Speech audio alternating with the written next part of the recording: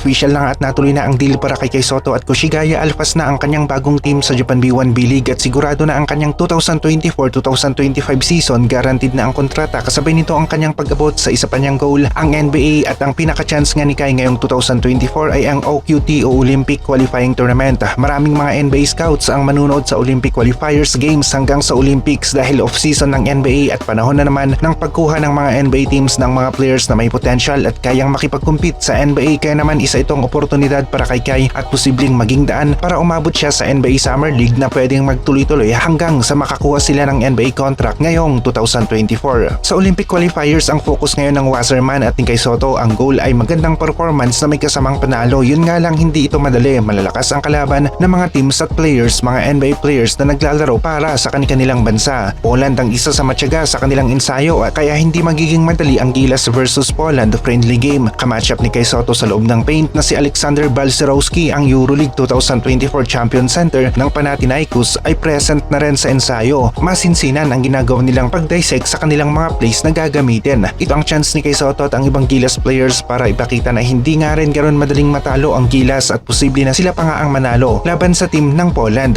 Parehasan sa lineup, meron silang 7-1, meron tayong 7-3, meron silang malakas na big, meron tayong Junmar Fajardo, kaya bilog ang bola, posibleng manalo ang Gilas laban sa team ng Poland. Out nga lang si Scotty dahil sa injury at hindi siya maglalaro sa OQT. Isa sa point guard natin na maaasahan nga rin talaga sa mga crucial na situation ng laro. Sino ang ipapalit ngayon ni Coach Tim Cone sa player na ito? AJ Edu, Jimmy Malonzo at Scotty, sila ngayon ang main players ni Coach Tim Cone na nasa listahan ng injury at nagpapagaling. CJ Perez, Junmar Fajardo at Chris Newsam, malalakas na mga players, nagbakasyon lang ng ilang araw pagkatapos ng PBA Finals. Nasa Gilas team practice na, lumalaban talaga para sa bayan. Ang Taiwan Mustangs nga ang unang laro para sa Gilas team. Merong height ang kalaban, may mga malalakas na import at nandito pa nga si Alex Cabagnot kaya mahirap kalaban ang Mustangs. Pangungunahan ni Cabagnot ang Mustangs at posible na mapinpoint niya ang ilan sa kailangan pa na i-improve ng Gilas sa kanilang mga plays. Maganda ang July natin dahil punong-puno ng aksyon sa basketball. Una, ang Gilas na maglalaro sa Olympic Qualifying Tournament July 2 hanggang 7 ang schedule, at susunod naman ang SJA Pilipinas sa Jones Cup July 13 hanggang sa 21 sa Taiwan. Mauuna ang laro ng Gilas at wala tayong Scotty Thompson. Ngayon, sigaw ng mga fans habang wala pang laro sa Jones Cup ay bakit hindi mamili ang Gilas kina Renzo Bando, RJ Abarientos, Jordan Heading, kung hindi ay si Terence Romeo dahil nakapag-ensayo na ito kasama ni Coach Tim Cone para sa Asian Games sana noon. Yun nga lang, hindi ito naglaro para sa Gilas team. Nandyan rin si Marcio na sa tingin natin ay kabisado pa rin ang sistema ng Gilas at parte siya ng Gilas na naglaro sa katatapos lamang na Asian Games. Kung sa sistema ni Coach Tim Cone ay masasabi natin na kabisado ni na Marcio at Terence Romeo ito dahil nag-ensayo sila noon at under nga dito kay Coach Tim Cone para sa Asian Games, at pwede rin naman sina Abando, RJ Abarientos at Jordan Heading. Yun nga lang, lamang sina Terence at Marcio sa ensayo at mas madali silang makakapag-adjust. Hindi rin natin pwedeng kalimutan si Kevin Alas na isa rin sa player ng Gilas sa Asian Games. Kung pwede nga lang si Kwame at local ito, si Kwame na lang dahil meron tayong CJ Perez, Dwight Ramos, Chris Newsam na kayang-kaya ang 1 at 2 position. Makikita natin kung may huhugutin si Coach Tim Cone na maglalaro ito at gagamitin sina Newsam, CJ Perez at Dwight Ramos sa 1 at 2 position.